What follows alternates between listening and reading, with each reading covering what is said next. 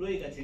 মাঝখানে আমাদের ভ্যারাইটি অনেক, আমাদের we have a north Bengal foothills plain, we have Indo Gangetic plain, part of the largest delta of the world, আর western side আমাদের plateau, আর plateau আর গঙ্গা ডেল্টাইক প্লেনের মাঝখানে একটা লার্জ প্লেন ফ্লোর, আরেকটা plains, and we have in the south the most vulnerable Sundarban tract. এই অবস্থা, এত জিওগ্রাফিক্যাল ভ্যারাইটিও সম্ভবত অন্য কোনো স্টেটের নেই যেটা ওয়েস্ট বেঙ্গলের আছে। এর ইউনিক আইডেন্টিটি নিয়ে আমি ছেলেমেয়েদের কয়েকটা কথা বলবো। আমি যেটা বললাম, it is the only state which touches both Himalaya in the north আর Bay of Bengal in the south, and Bay of Bengal, and এটা যে মোস্ট ভালনারেবল কেন, হিমালয়ান গ্লেসিয়ার্স, লাস্ট একটা পেপার আমি পড়ছিলাম, সবাই আমরা জানি হিমালয়ান গ্লেসিয়ার্স আর মেল্টিং। আমি হাই অল্টিটিউড ট্রেক এখন আর কয়েক বছর করছি না, সেটা যে আমি অনেক করে দেখেছি। আমি যতবারই যেতাম, আমি গোমুখকে 4 বার দেখেছি, ধরুন 5-6 বছরের ইন্টারভ্যালে, প্রতিবারই গিয়ে দেখতাম গোমুখের স্নাউটটা ক্রমশ চেঞ্জ হয়ে যাচ্ছে। একটা আমি কিছুদিন আগে থিম্পুতে ছিলাম, তার আগে নেপালেও ছিলাম, এটা ইসি নোড বলে একটা কাঠমান্ডুতে একটা, ওরা হিমালয়ান গ্লেসিয়ার্স গুলোর উপর কাজ করে। ওরা বলছিল যে, এটা পাবলিশ পেপারও আছে, যে Himalayan glacier are losing their thickness at the rate of about 46 centimetre per year. মানে 46 সেন্টিমিটার করে প্রতি বছর হিমালয়ান গ্লেসিয়ার গুলো তাদের থিকনেস লুজ করছে। আর সামনে যে স্নাউটটা, যেটা একদম শেষ মাথা, যেখান থেকে ও বেল্ট হয়ে জলটা বেরিয়ে আসে, সেটা ক্রমশ পিছিয়ে যাচ্ছে। এসএসটি মানে সি সারফেস টেম্পারেচার, এটা নরমালি আমরা বলি sea surface temperature globally increase হচ্ছে। Sea surface, Bay of Bengal is no exception, and at an alarming rate much higher than what we recorded in other parts of the world. Sea level রাইজটাকে যদি আপনি দেখেন, এটা খুব দেখবেন widely discuss. আইপিসিসির last রিপোর্টটা যদি পড়েন, তাহলে আপনি বলছে যে global average sea level rise হচ্ছে 3.6 মিলিমিটার পার ইয়ার। বে অফ বেঙ্গলে যখন আমি কাজ করতে আরম্ভ করি, আমি দেখলাম it is more than 5 millimetre, 4 millimetre. কিন্তু এর সাথে আরেকটা জিনিস যুক্ত হয়েছে, যেটা নর্মালি কেউ বলে না। সুন্দরবন ডেল্টাটা একটা নিউলি বিল্ড ডেল্টা, নতুন সেডিমেন্ট ওখানে ডিপোজিটেড হয়েছে, আর সেডিমেন্টের উপর লেয়ার পরে, আবার লেয়ার পরে, আবার লেয়ার পরে, এটাতে ওর অটো কম্প্যাকশন হয়। অটো কম্প্যাকশন মানে গ্র্যাজুয়ালি ও সলিডিফাইড হয়। এটাতে একটা স্লো সাবসিডেন্স হয়, that is on an average 3 millimetre per year. মানে হচ্ছে 3 মিলিমিটার করে জমি বসে যাচ্ছে, আর 4 মিলিমিটার করে সি লেভেল উঠছে, দুটো মিলিয়ে 7 millimetre rise, effective rise, which is globally highest. যার ফলে দেখবেন one of the paradox of this delta is that এই গঙ্গার এত সেডিমেন্ট ফ্লোড আসার পরেও আমাদের western side of the delta, যেটা ইন্ডিয়ান সাইড, সেটা গ্রো করছে না, বরং সি ক্রমশ এগিয়ে এসে আমাদের সাদার্ন ফেসটাকে ইরোড করে দিচ্ছে। This part of the delta is shrinking, not growing, যার জন্য এই পার্ট অফ দি ডেল্টাকে আমরা বলি রেট্রোগ্রেডিং ডেল্টা। Whereas যদি ব্রহ্মপুত্র আর মেঘনার আর গঙ্গার মূল ফ্লোটাকে দেখেন, ওটা মেঘনা এস্টুয়ারি বাংলাদেশের ভেতর দিয়ে বেরোচ্ছে, ওইখানে কিন্তু ল্যান্ড ইজ গ্রোয়িং। একটা কোস্টের স্টেবিলিটি নির্ভর করে, এখানে একজন অন্ত মাস্টারমশাই আছেন, যিনি শামসেরগঞ্জে বাড়ি, শামসেরগঞ্জ একেবারে শেষ প্রান্তে। সেখানে যদি আপনি দেখেন, তাহলে দেখবেন যে নদীগুলো কিভাবে বিহেভ করে। ওখানে একটা টাইড ভেলোসিটি আছে, অ্যাসিমিট্রি, একটা নদীর চেহারা বদলাতে আরম্ভ করে। একটা ডেল্টা, তার একটা মনে রাখতে হবে সব সময়, ডেল্টা স্টেবিলিটি নির্ভর করে how much sediment load it receives, কতটা সেডিমেন্ট লোড উপর থেকে আসছে, আর কতটা টাইডাল ওয়েভ ওকে ঠেলে সরাতে পারছে বা পারছে না।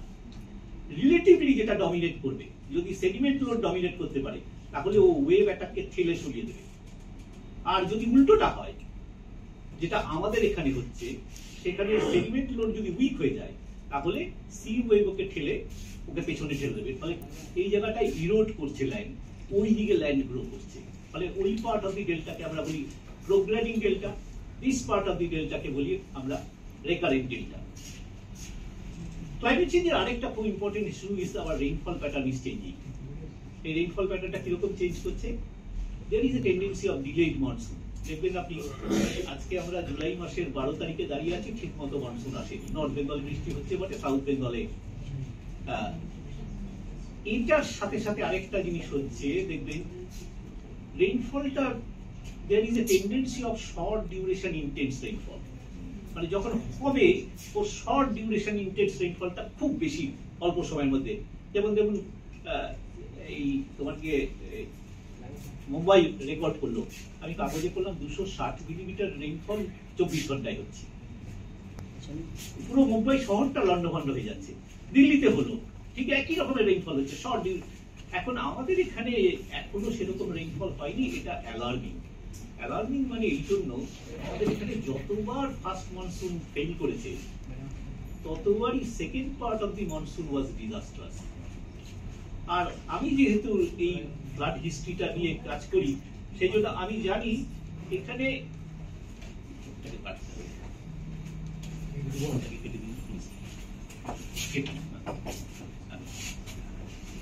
বেঙ্গলের পক্ষে যতবার ডিজাস্ট্রাস ফ্লাড হয়েছে প্রত্যেকবারই সেপ্টেম্বরে হয়েছে।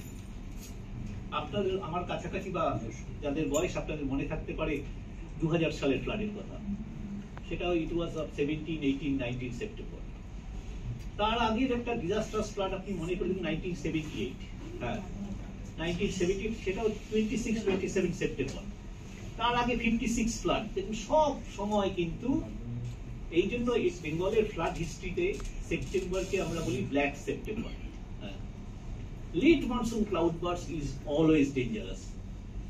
দু রকমের ফ্লাড আমাদের বেঙ্গলে হয়, একটা হচ্ছে ফ্রেশ ওয়াটার ফ্লাড।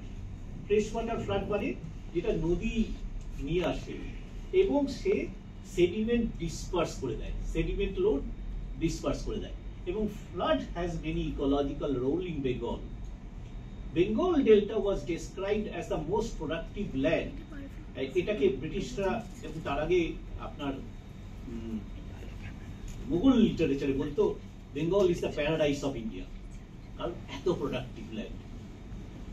এই দেখবেন আপনি যদি আইনি আকবরী পড়েন তাতে এক জায়গায় লিখছে বেঙ্গল ক্যান প্রডিউস 3 ক্রপস। এর ফ্লাডপ্লেন গুলো এত ফার্টাইল কারণ it is extremely flood prone.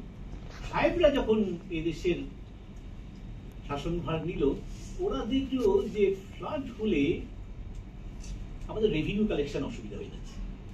মাঝে মাঝে জিটি রোড ডিলিট হয়ে যাচ্ছে দামোদরের ফ্লাডে, রেলওয়ে লাইন ডিলিট হয়ে যাচ্ছে।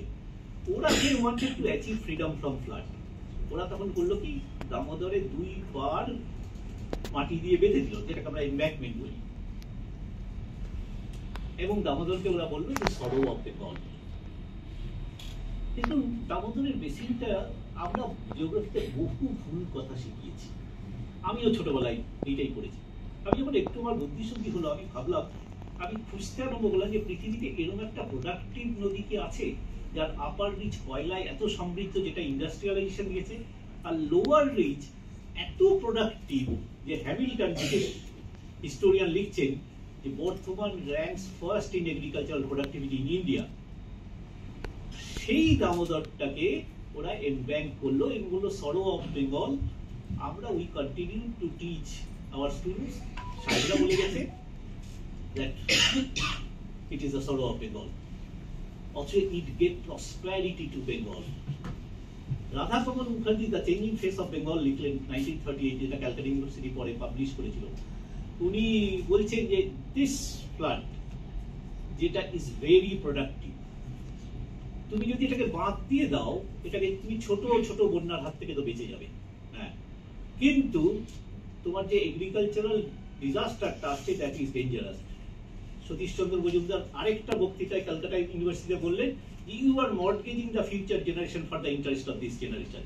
দু একটা ছোটখাটো ফ্লাড হতে দাও, সেডিমেন্ট লোডটা ছড়িয়ে যাবে, এগ্রিকালচারাল ফিল্ডের প্রোডাক্টিভিটি বাড়বে, রিনিউড ফার্টিলিটি হবে, and there will be bumper crop. কিন্তু জলটাকে বেরিয়ে যাওয়ার রাস্তা। কিন্তু সাহেবরা যখন এদেশের রেলওয়ে এবং রোড বিল্ড করতে আরম্ভ করলো, তখন একটা ডিজাস্টার হলো। ডিজাস্টারটা কি, সেটা যে ওরা ডিসাইড করলো, সেই সময় একটা ব্রিটিশ ইঞ্জিনিয়ার্সদের মধ্যে একটা ডিবেট হচ্ছে। এ গ্রুপ অফ ইঞ্জিনিয়ার্স বললো যে Bengal has a unique river system, এত নদী আছে, let us navigate and do the trade and commerce. আরেকটা দল সায়েন্টিস্ট বললো যে না না, আমাদের রেলওয়ে লাইন তৈরি করতে হবে, রেলওয়ে লাইন দিয়ে কারণ ওরা তখন স্টিম পাওয়ার ইনভেন্ট করে ফেলেছে। ইউরোপে একটা নতুন ইঞ্জিনিয়ারিং এর জন্ম হচ্ছে, what is described as engineering of the command and control over the nature. একদল ব্রিটিশ ইঞ্জিনিয়ার ধারণা হচ্ছে যে we can alter the nature, আমরা প্রকৃতিটাকে বদলে দিতে পারি।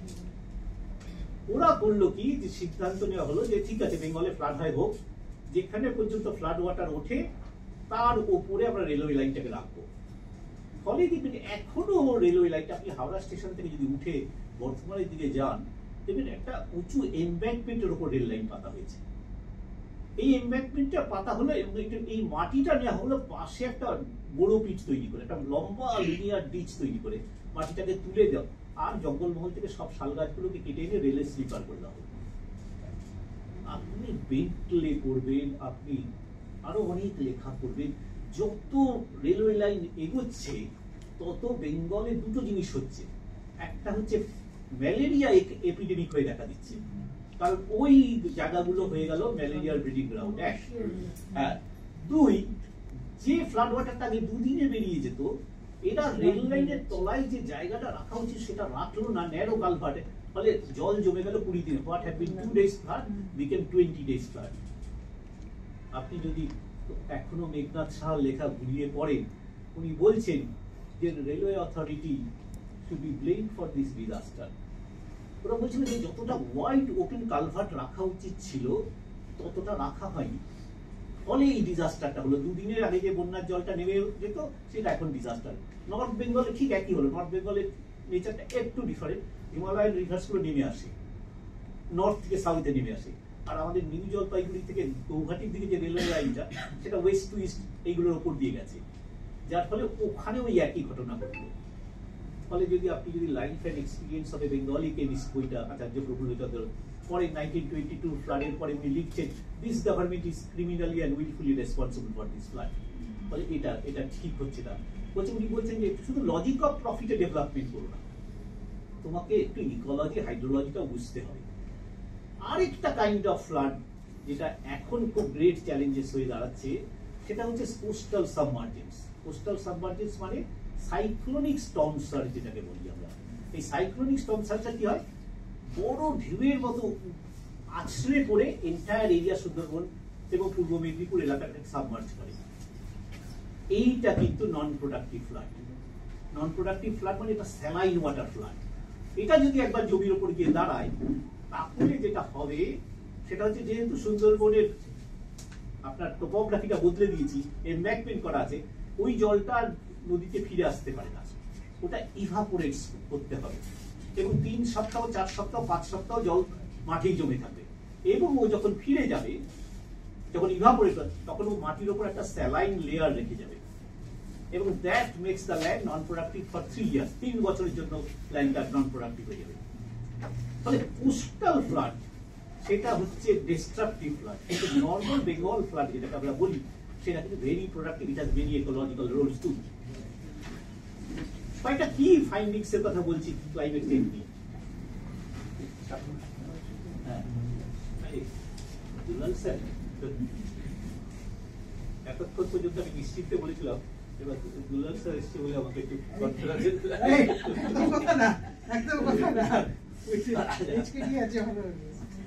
আচ্ছা দেখো, আমি পড়ছিলাম, আপনারা দেখে নেবেন, এটা হয়তো কারো কারো চোখে পড়তে পারে।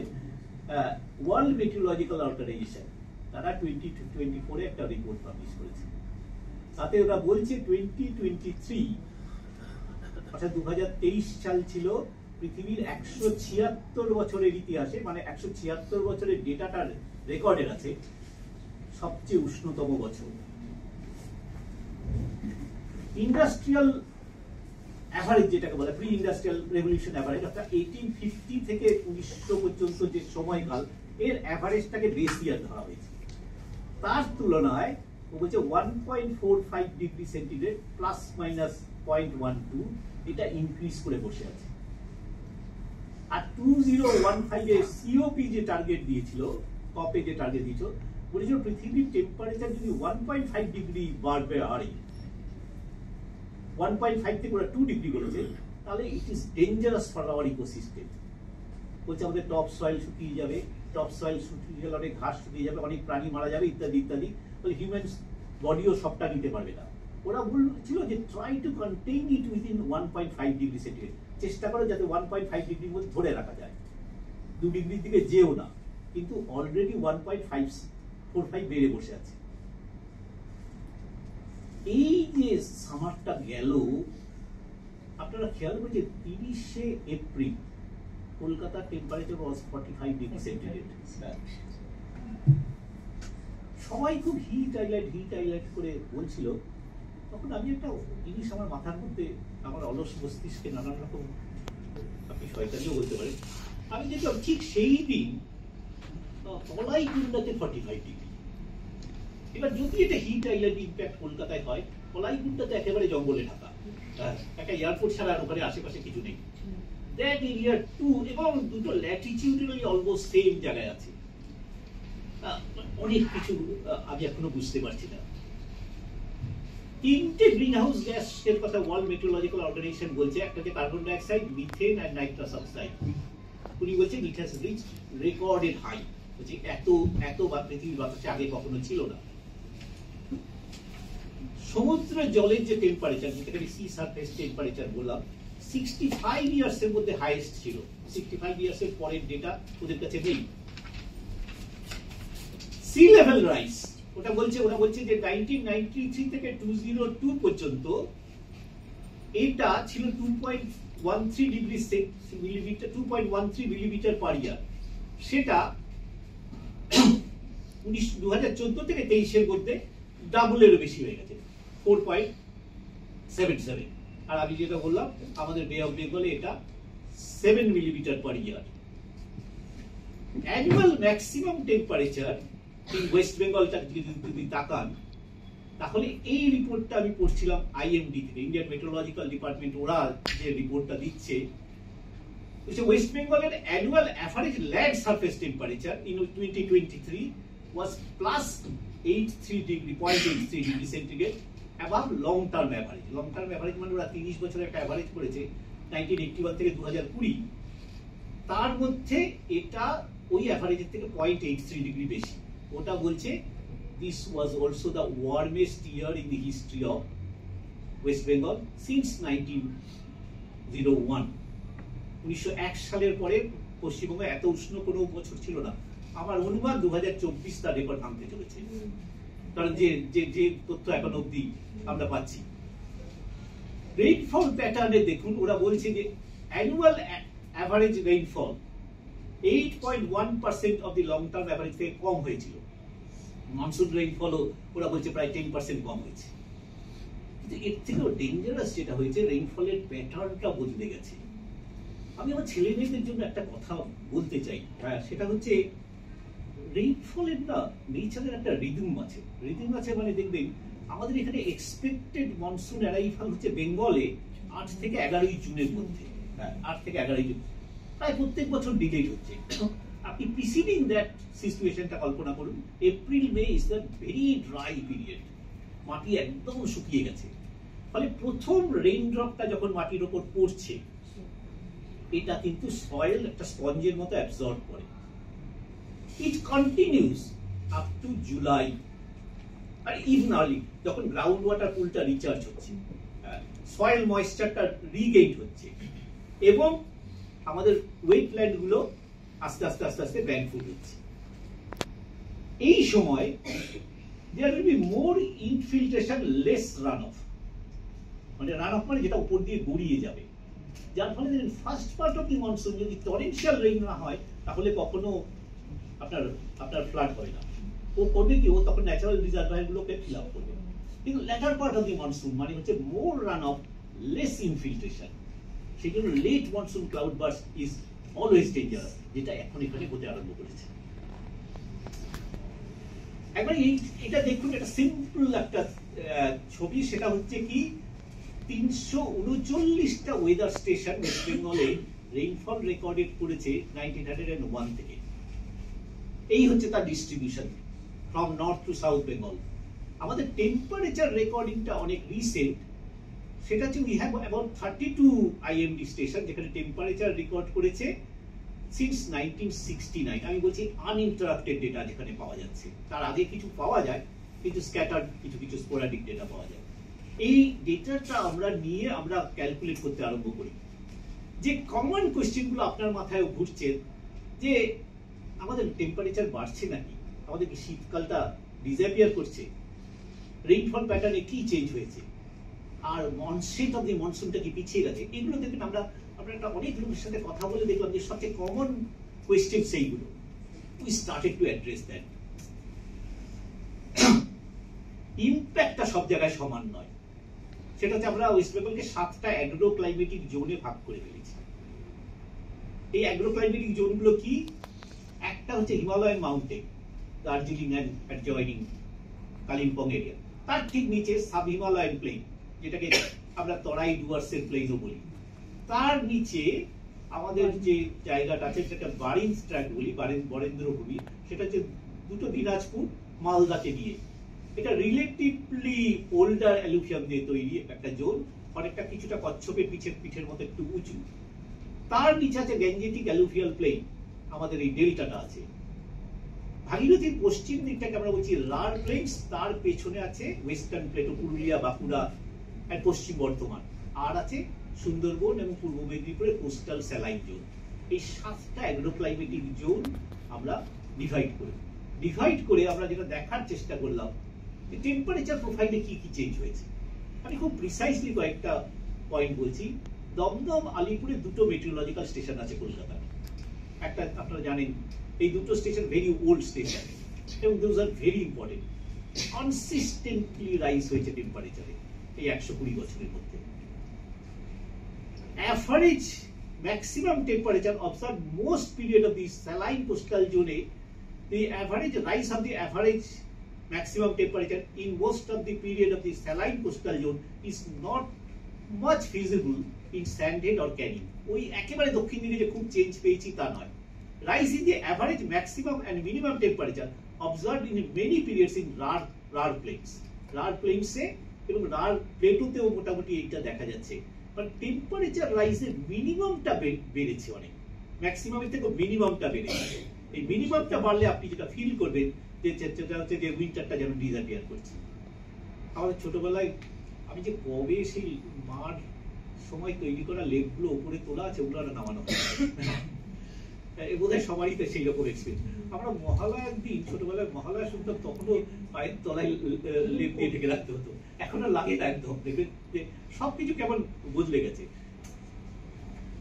এইবার দেখুন সবচেয়ে রেইনফল প্যাটার্নটা সবচেয়ে আমার কাছে ইম্পর্টেন্ট, কারণ এটা আমাদের ফুড সিকিউরিটিকে এনশিওর করে।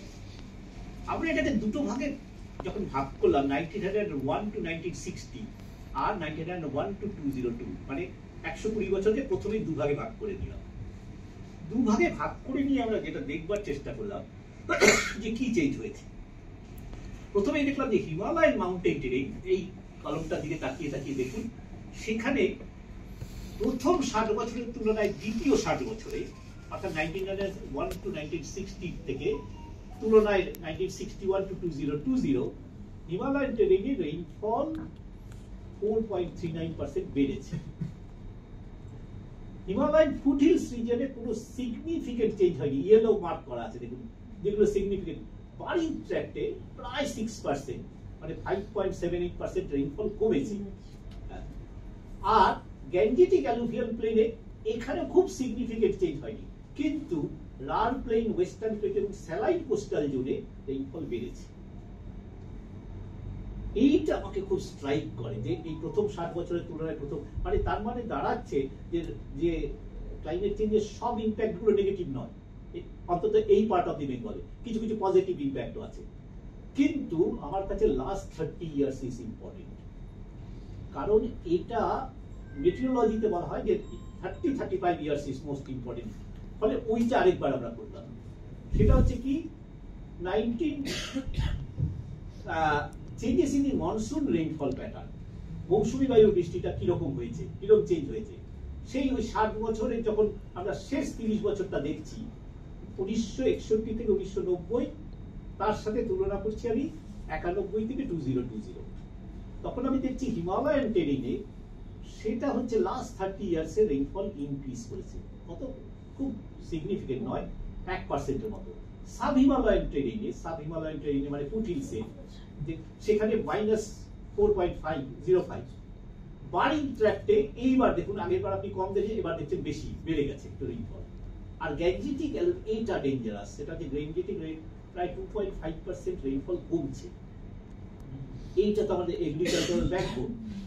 আর ওয়েস্টার্ন প্লেটো এবং স্যালাইন কোস্টাল জোনে রেইনফল সিগনিফিকেন্টলি ইনক্রিজ করেছে। আগে সারা বছরের রেইনফল না আমি ফিরে যাই। হ্যাঁ, এটা হচ্ছে অ্যাভারেজ মনসুন রেইনফল 61 to 60, আর এটা হচ্ছে প্রথম 60 এর সাথে অ্যাভারেজ মনসুন রেইনফল।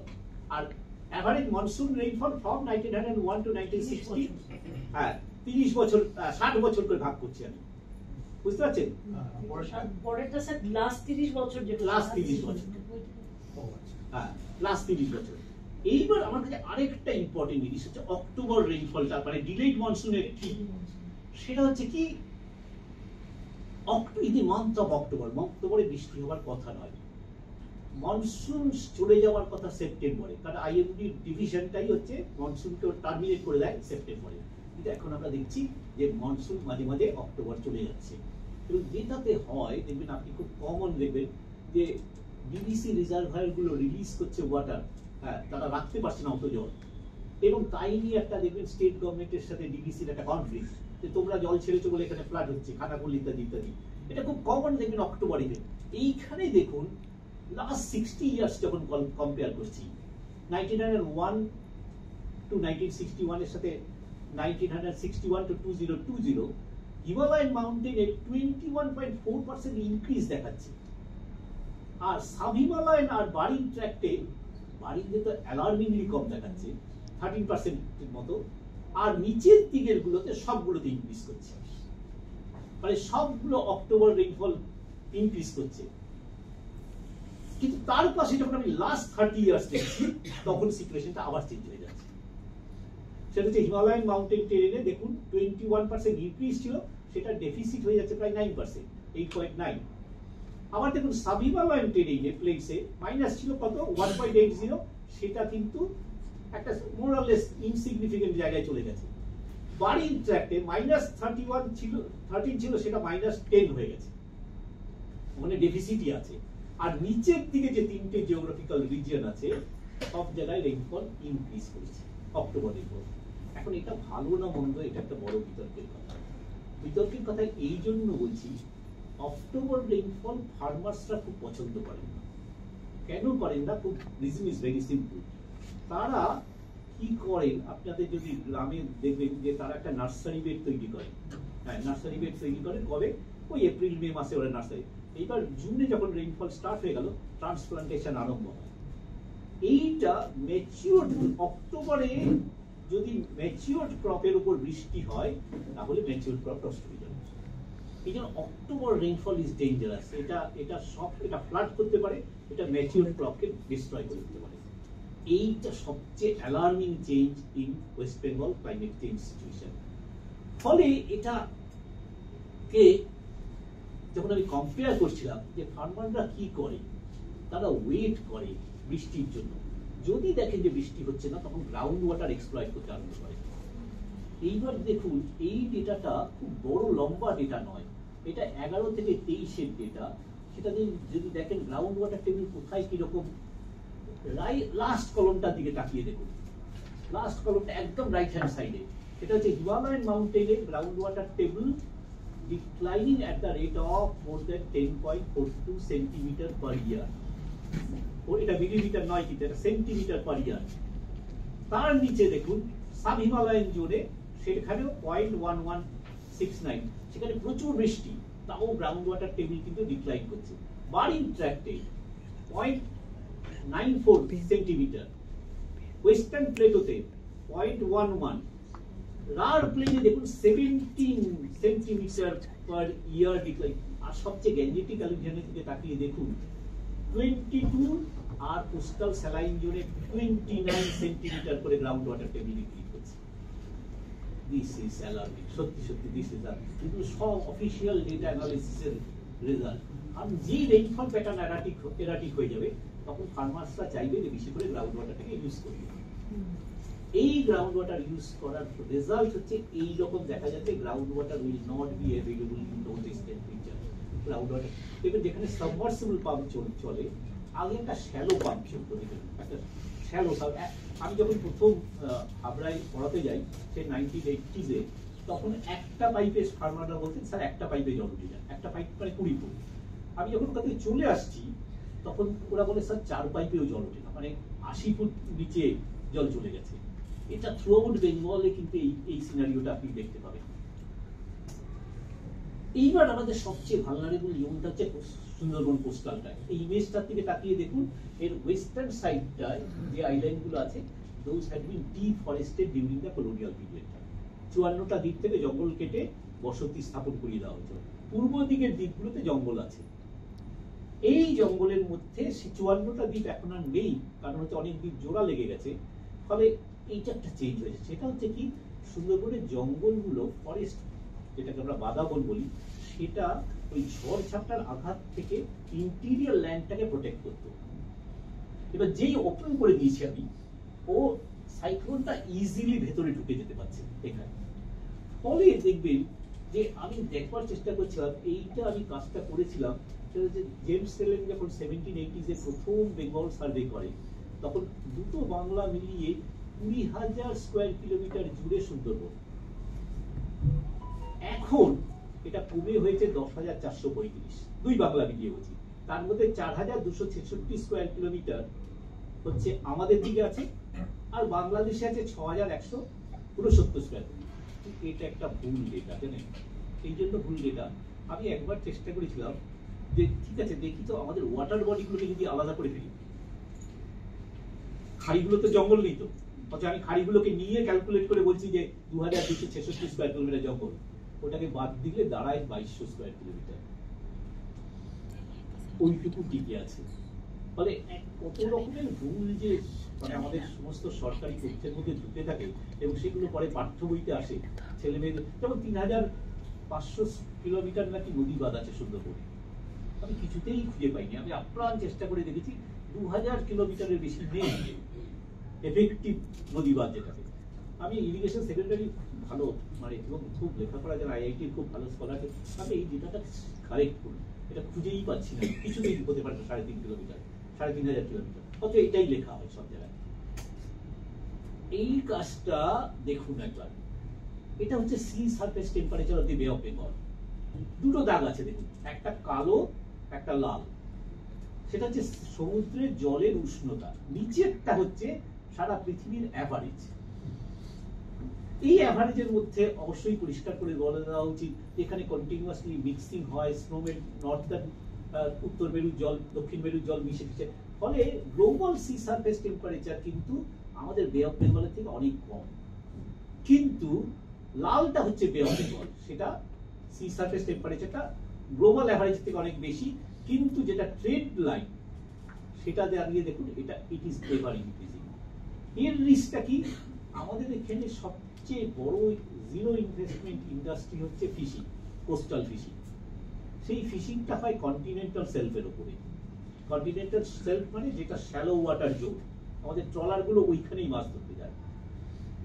আপনার একটুখানি সেফারির সাথে কথা বলবেন, ওরা বলবে এই শ্যালো ওয়াটার জোনটা যদি টেম্পারেচার ইনক্রিজ করে সব মাছ ওখান থেকে সরে যাবে আস্তে আস্তে, এবং সেটা যেতেও আরম্ভ করেছে।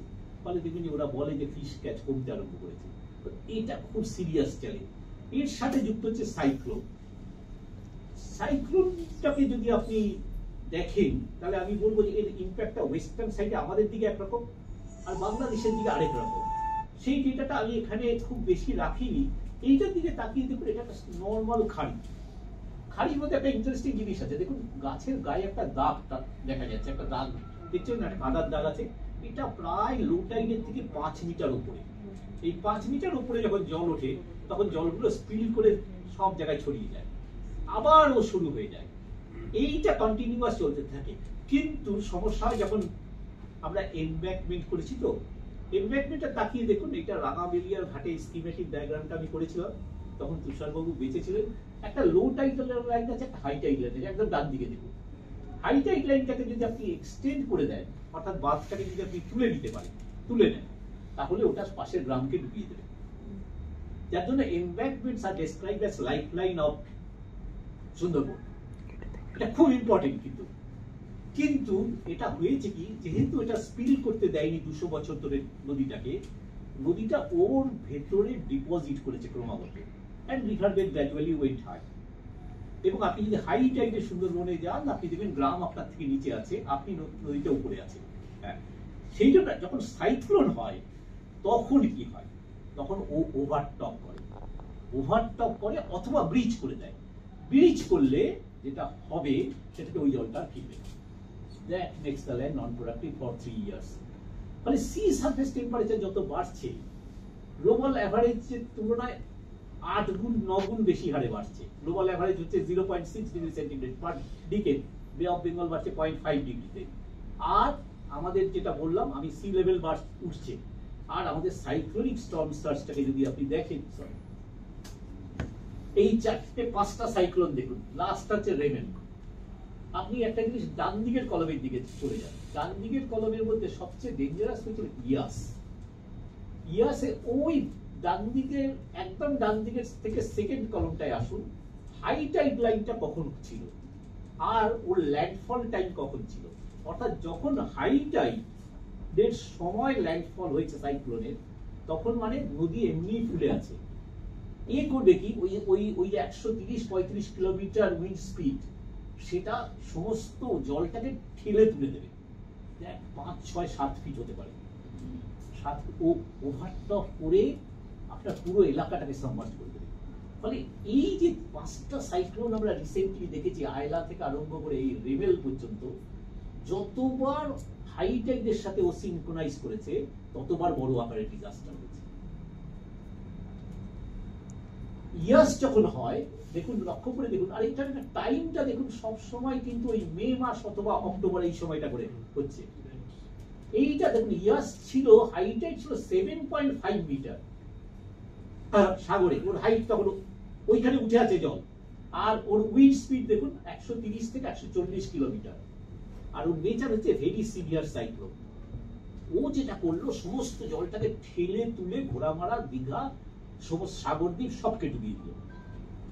ফলে এইটা হচ্ছে সবচেয়ে ডেঞ্জারাস জায়গা, যেটার সাথে সার্ভাইভ করা খুব কঠিন।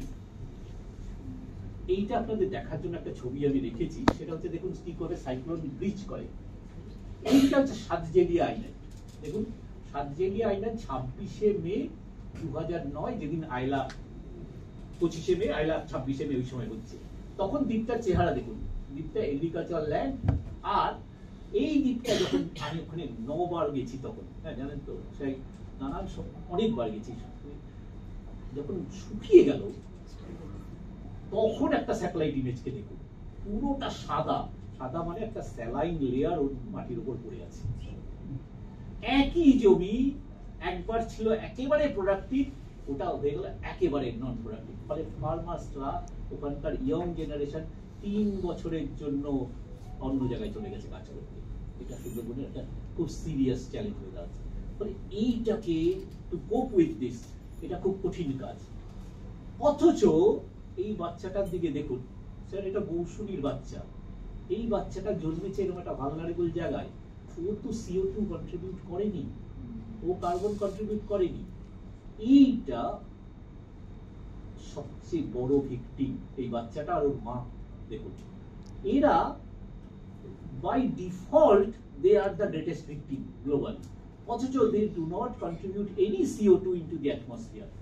তাদের লাইফস্টাইলের মধ্যেই ওটা নেই। অথচ সুতরাং এই নতুন কনসেপ্টটা যেটা হচ্ছে ক্লাইমেট জাস্টিস, সে কে এই জাস্টিসটা ইনশিওর করবে? সেটা হচ্ছে একটা ক্লাইমেট রেজিলিয়েন্স ফান্ডের কথা বলা হচ্ছে, ইন্টারন্যাশনাল ফান্ডের কথা হচ্ছে, যারা CO2 সবচেয়ে বেশি কন্ট্রিবিউট করে, দে শুড কন্ট্রিবিউট। এমনি এটা কবে হইবে সে জানি না, কিন্তু এরকম একটা কথা চলেছে, এই বাচ্চাটাকে দিকে তাকিয়ে আমার মনে হচ্ছে এর থেকে বড় ভিকটিম তো আর কেউ হতে পারে না। অথবা আরেকজনকে দেখুন, এই লোকটির নাম আয়ুব খান। এইকে আমি মিট করেছিলাম ওই জি প্লটের একেবারে দক্ষিণে। উনি আমাকে আঙুল দেখিয়ে বলেছিল, স্যার আমার বাড়িটা ওইখানে সমুদ্রের ভিতরে। আর এটা ওর বাড়ি, বিশ্বাস করুন, এখানে টাইট ঢোকে টাইট বেরোয়, ওর আরেকটা যাওয়ার জায়গা নিয়ে এখন আর ওখানে উনি থাকতে পারেন, এরপরে ওনাকে চলে। এরকম আপনি সুন্দরবনের সাদার্ন ফ্রন্টে গেলে আপনার অনেক মানুষকে দেখতে পাবেন যারা ক্রমাগত এ ক্লাস অফ নিও রিফিউজিস হ্যাজ ইমার্জ, একদল রিফিউজি ইমার্জ করছে, দে আর ক্লাইমেট ভিকটিমস। এই যে ব্রিচেস ইন দি এমব্যাঙ্কমেন্ট, এটা সুন্দরবনে খুব common and repairing etcetera etcetera. ফলে 2009 যখন এটা হলো, তখন একটা কমিটি তৈরি করা হয়। আমাকে বলা হয়েছিল চেয়ার, আমরা কি করবো, we explore for some kind. আমি দেখলাম হিস্টোরিক্যালি বারে বারে কংক্রিটের এমব্যাঙ্কমেন্ট হয়েছে, কিন্তু কংক্রিটের এমব্যাঙ্কমেন্টের একটা সমস্যা হচ্ছে এটা যদি খুব শক্ত করেও আপনি তৈরি করে দেন, এটা নিচে নরম মাটিতে আস্তে আস্তে সাবসাইড করে যায়। সাবসাইড করলে ওর গায়ে ব্রিচ করে, ওর গায়ে ফাটল ধরে, তারপর ওটা কোলাপস করতে পারে। এটা একটা সমস্যা। দ্বিতীয় কথা হচ্ছে, এটা লোহারই হোক, কংক্রিটেরই হোক, মাটিরই হোক, এর ওভারটপিংটা কি হয়? ওভারটপিং মানে এটাকে উপচে যে জলটা পড়ে, সেটা যে কোনো অবস্থায় হবে যদি বড় আকারের সাইক্লোন হয়। ফলে আমি দেখলাম যে ক্রমাগত সমুদ্র এগিয়ে আসছে। এটা সাগর দ্বীপের ছবি দেখুন। 1780 সালে জেমস রেনাল যখন প্রথম ম্যাপ তৈরি করে, সাগরদ্বীপ তখন 6টা আইল্যান্ডের একটা ক্লাস ছিল, তার মাঝখান দিয়ে খাড়িয়ে গেছে। ওই কালো অ্যারোটাকে দেখুন, আমি যখন এটাকে কম্পেয়ার করছি, এখন এটা 8.5 কিলোমিটার এগিয়ে এসছে। কপিল মুনির যে মন্দিরটাতে এখন এত লোক পুজো দেয়, it is described as 4th temple. তার আগে 3টে সাগরে তলিয়ে গেছে। আর এটা থেকে সমুদ্র আছে ধরুন প্রায় 100 মিটারেরও কম দূরে। ফলে এটাও রাখা যাবে কিনা যথেষ্ট সন্দেহ আছে। যেমন আইআইটি চেন্নাইকে দায়িত্ব দেওয়া হয়েছিল, ওরা বললেন যে ঠিক আছে, সাগর টেম্পলের ঠিক সাউথে সমুদ্রের ভেতরে ওরা একটা বেরিয়ার তৈরি করতে চাইলো, লো টাইড লাইন বরাবর। বেরিয়ার মানে একটা বেরিয়ার রিফ তৈরি করতে চাইলো। বললো যে এটা করি যাতে ওয়েভটা ওইখানে এসে ধাক্কা খেয়ে তার শক্তি কমে যায়। আমি সেই মিটিং এ ছিলাম। আমি বললাম, স্যার ঠিক আছে, সাগরের সাদার্ন ফ্রন্ট হচ্ছে 14 কিলোমিটার, তার মধ্যে 2 কিলোমিটারের উপর আপনি একটা ওয়াল তৈরি করে দেবেন। এবার যেটা হতে পারে, এর পাশের জায়গায় ওয়েভ অ্যাটাক বেড়ে যাবে। আপনি এই জায়গাটাকে খুব শক্ত করে বেঁধে দিলেন, ওয়েভ পাশ দিয়ে ঢোকার। ওরা বললেন ইয়েস, দেয়ার ইজ পসিবিলিটি। কিন্তু এইটা খুব হিউজলি এক্সপেন্সিভ, তো একটা অল্টারনেটিভ আমরা এক্সপ্লোর করার চেষ্টা করি। আমরা দেখলাম যে sediment load management is important. সেই জন্য গত বর্ষার আগে আমরা ওখানে কতগুলো টেট্রাপড ফেলেন, ইরিগেশন ডিপার্টমেন্টের সাথে কথা বলেছিলাম। টেট্রাপড মানে একটা রকমের ট্রায়াঙ্গুলার একটা স্ট্রাকচার, সিমেন্টের হয়, ওটা জলের মধ্যে ডুবিয়ে দেওয়া হয়। ডুবিয়ে দিলে ও সেডিমেন্ট ট্র্যাপ করে, হাই টাইড আসে, লো টাইড ফেরে, ও সেডিমেন্ট সেই জায়গাটায় আস্তে আস্তে আস্তে কিন্তু একটু একটু করে চট পড়ছে। এইরকম একটা এক্সপেরিমেন্ট করা হচ্ছে, যে এইটাকে আমরা বলছি, এটাকে আমরা নাম দিয়েছি নেচার বেসড সলিউশন। যে আমরা যখন দেখলাম যে কোস্টাল জোনের সারা ওয়েস্টার্ন সাইডটা জুড়ে ক্ষয়ে যাচ্ছে, এমনকি যেখানে ভেজিটেশন কভার আছে সেখানেও ক্ষয়ে যাচ্ছে, মানে ওয়েভের অ্যাটাক এত। এর আরেকটা কারণ হচ্ছে নর্থ থেকে আমাদের দিকে সেডিমেন্ট সাপ্লাই কমে গেছে। Farakka barrage, DBC barrage, Kangsabati barrage, ওদিকে মহানদী ব্যারেজ, এতগুলো ব্যারেজের পেছনে সব সেডিমেন্ট গুলো আটকে গেছে। ফলে যে ওয়াটারটা আসছে সেটা সিড ফ্রি, ফলে ও ওয়েভ অ্যাটাকের সাথে লড়াই করতে পারছে না। ফলে this part of the delta is sediment starve delta. আর ইস্টার্ন সাইডটায় পরিস্থিতি একটু অন্যরকম। দেখুন এখানে ডেল্টা গ্রো করছে, এটা হচ্ছে মেঘনা ইস্টুয়ারি ছবি। আমি দেখলাম গত 100 বছরে ওরা প্রায় 500 স্কোয়ার কিলোমিটার জমি গেইন করেছে। আর আমরা 1970 সাল থেকে, আমি কালকেও করছিলাম, 176 স্কোয়ার কিলোমিটার জমি আমাদের তলিয়ে গেছে। ফলে এইটা ন্যাচারাল সিস্টেম, এটাতে নিয়ে লড়াই করে লাভ নেই। ফলে ক্লাইমেট জাস্টিস অ্যান্ড মিটিগেশনের কথা এখন বারবার বলা হচ্ছে, যে আমরা অনেকগুলো চেষ্টা করছি। যেমন ধরুন, যদি সুন্দরবনটাকে একেবারে 0 কার্বন জোনে করতে হয়, একটা জিনিস করতে হবে আমাদের, সেটা হচ্ছে কি, ওদের বোটগুলো, যে ফেরি বোটগুলো চলে, বেশিরভাগই অ্যাডাল্টারেটেড ফুয়েলে চলে। আপনারা জানেন তার এমিশন খুব হাই। WWF একটা এক্সপেরিমেন্ট করেছে, সেটা হচ্ছে যদি এগুলোকে ই বোটে কনভার্ট করা যায়, 3.5 লাখ টাকার মতো খরচ হয় একটা, তাহলে হয়ে যায়। এবং আমরা হিসেব করে দিচ্ছি প্রায় 100টাও পুরো নয়, ফেরি পারাপার করে, এপার থেকে ওপার যায়, এরকম বোটের সংখ্যা 100টা। ফলে আমাদের খুব বেশি লাগবে না, 3.5-4 কোটি টাকা লাগবে। আমি WWF কে বলছিলাম যে যদি সুন্দরবন ডেভেলপমেন্ট বোর্ড প্রপোজালটা দেয়, তাহলে আমরা এই 100টা বোটকেই ইলেকট্রিক বোটে কনভার্ট করবো, এবং এই 3.5 কোটি টাকা maybe West Bengal pollution control board will bear. এরকম একটা নেগোসিয়েশনের জায়গায় আরেকটা জিনিস হচ্ছে, সেটা হচ্ছে এগ্রিকালচারটা কি হবে, সেটা হচ্ছে স্যালিনিটি রেজিস্ট্যান্ট ক্রপস গুলোকে প্রমোট করার কথা হচ্ছে। আরো বেশি করে সারফেস ওয়াটারটাকে দেখুন, ছোট করে এনাফ অফ রেইনফল হয়, 1800 মিলিমিটারের বেশি রেইনফল হয়, অথচ চারিদিকে জল, যে জলটা মানুষ টাচ করতে পারে না, স্যালাইন। ফলে আমরা যদি রেইন ওয়াটার হারভেস্টিং স্ট্রাকচার করে এই রেইন ওয়াটারটাকে স্টোর করতে পারি, তাহলে আমি অ্যানুয়ালি 1.58 মিটার জল ধরে রাখতে পারি। এবার জমি কোথায় পাবে, সেটা হচ্ছে যে আমি ইরিগেশনকে বললাম যে কাজ করুন, যেসব নদীগুলো মরে গেছে সেখানে রিসাসিটেট করুন, এবং আমরা 700 কিলোমিটার স্ট্রেচ রিভাইভ করা গেছে, এবং স্থানীয় লোকেরা ওখানে মাছ চাষ করছে, ওখানে সেচের কাজ করছে, ইরিগেশন করছে, এবং সেলফ হেল্প গ্রুপও তৈরি হয়েছে। এইসব ছোট ছোট ছোট ছোট করে এগুলো হচ্ছে, যেটাতে আরেকটা কাজ আমরা বলছি যে এনভায়রনমেন্টটাকে যদি প্রোটেক্ট করতে হয়, তাহলে তার একটা ভেজিটেটিভ সলিউশন চাই। ভেজিটেটিভ এই এনভায়রনমেন্টের দুপাশে কতগুলো ভেজিটেটিভ ওয়াল ক্রিয়েট করার কথা বলি। সব জায়গায় জায়গা নেই, যেখানে জায়গা আছে সেটাতে, যেখানে জায়গা আছে তার সামনে আমরা একটা ম্যানগ্রোভ ক্রিয়েট করবো। এই ম্যানগ্রোভ ক্রিয়েট করলে কি হবে, ও ওই স্টর্ম সার্জটা অ্যাবজর্ব করবে, পিছনে আরেকটা করবো ওকে প্রোটেক্ট করবে। কিন্তু সব জায়গায় জায়গা নেই, যেখানে যেখানে জায়গা আছে সেখানে সেখানে এই চেষ্টাটা করা হচ্ছে। আর যেগুলো কোস্টাল ট্র্যাক, একবারে সমুদ্রের ফেসিং, ওখানে দুটো এমব্যাঙ্কমেন্টের প্রপোজাল আছে। দুটো এমব্যাঙ্কমেন্ট, একটা সি ফেসিং, দেখুন হাই টাইড লাইন যেখানে আছে সেখানে একটা হবে, আর তার পেছনে আরেকটা এমব্যাঙ্কমেন্ট হবে, are the stretch in between সেখানে একটা ভেজিটেটিভ ওয়াল ক্রিয়েট করা। কিন্তু সমস্যা হচ্ছে স্যার, আপনি ভালো বুঝবেন, এখানে যে পরিমাণ লোককে ডিসপ্লেস করতে হবে সেটা যে হিউজ চ্যালেঞ্জ, কেউ তার জমি থেকে সরে যেতে রাজি নয়। সমুদ্রে যদি সবকিছু কেড়ে নেয় তখন একরকমের ভাবে রিফিউজ হয়ে যায়, কিন্তু ভলান্টারি কেউ যেতে রাজি নয়। কিন্তু এটা একটা পসিবল সলিউশন আমরা এক্সপ্লোর করেছিলাম, যেখানে যেখানে জমি আছে we are trying to implement that. Otherwise সুন্দরবনটা যদি না বাঁচে, তাহলে এই মানুষটা যদি না বাঁচে, তাহলে আপনি তাকিয়ে দেখুন, দে আর কন্টিনিউয়াসলি রিট্রিটিং ইনল্যান্ড, ক্রমশ পিছিয়ে আসছে, এবং ক্রমশ তারা অন্য রাজ্যে গিয়ে তাদের জীবিকার সন্ধান করছে। ফলে এটাকে বাঁচাতে গেলে সত্যি একটা হোলিস্টিক মাস্টার প্ল্যান দরকার। একটা সাহেবরা একটা ভয়ঙ্কর ভুল করে ফেলেছিল, সেটা একটা প্রিম্যাচিওর ল্যান্ড সেখানে এনে এখন লোকের সংখ্যা প্রায় 50 লক্ষ, মানে যত কলকাতায় যত লোক থাকে তার থেকে বেশি লোক থাকে সুন্দরবনে। এই লোকগুলোকে ডিসপ্লেস করা যাবে না, তারা আছে, তারা যেভাবে আছে। ফলে চেষ্টা করতে হবে, সেই জন্য মডার্ন একদম কনসেপ্ট। নেদারল্যান্ডের ডাচ এক্সপার্ট আমরা বলতে, ওরা বলছিলেন যে খুব ইঞ্জিনিয়ারিং সলিউশন খুঁজো না, তোমরা নেচার বেসড সলিউশন খুঁজো। নেচার বেসড সলিউশন দুটো ওয়ে আছে, একটা হচ্ছে সিল ট্র্যাপ করো যেখানে পারো, আরেকটা হচ্ছে যেখানে ছোটখাটো ভেজিটেটিভ ওয়াল তৈরি করো। আইডিয়ালি ভালো হতো, যেহেতু সুন্দরবনের নদীগুলোর ক্যারেক্টার হচ্ছে সে জোয়ারে প্রসারিত হয়, ভাটায় সংকুচিত হয়।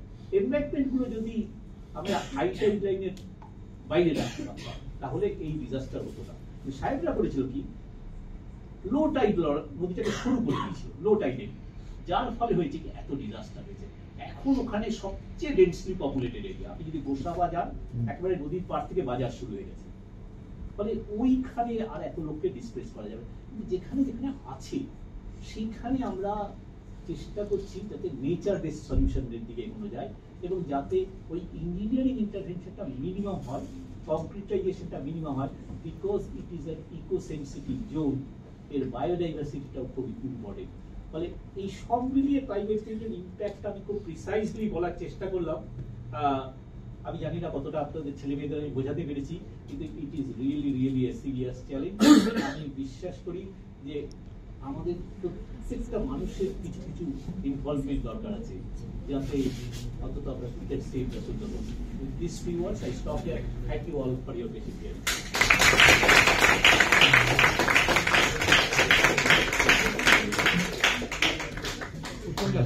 তুমি প্রশ্ন করো, তুমি সুন্দরবনের